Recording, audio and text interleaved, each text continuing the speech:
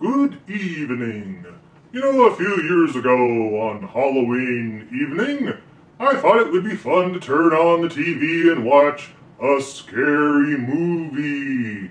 But would you believe that I flipped through all the channels and there really weren't any scary movies on? The only one that came on was Halloween 3, which I had already seen, and let me tell you, P.U., what a stinker that is.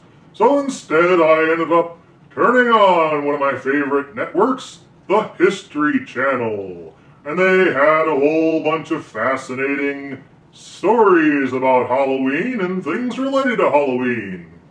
I thought one of the most interesting was the origin of the zombies that are so popular today. Many of you may remember that the church really forbade any kind of medical advances back in the olden days, and a lot of people were proclaimed dead and buried when they were actually just extremely sleepy.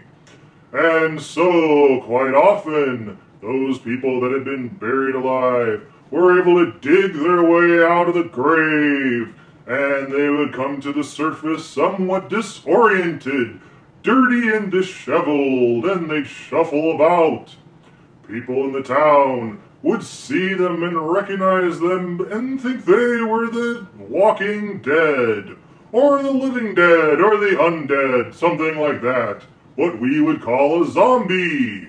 And of course, after these people had just got through digging themselves out of being buried alive, they were eventually killed for real by the terrified townsfolk. What a strange way to go. And that's how we got the zombie story. Well, I hope you found that informative and interesting like I did. There are a lot of other stories out there that are interesting about Halloween. I just can't think of them right now. If I ever do, I might make another video. We'll have to wait and see. So until then, thanks for watching, and good evening.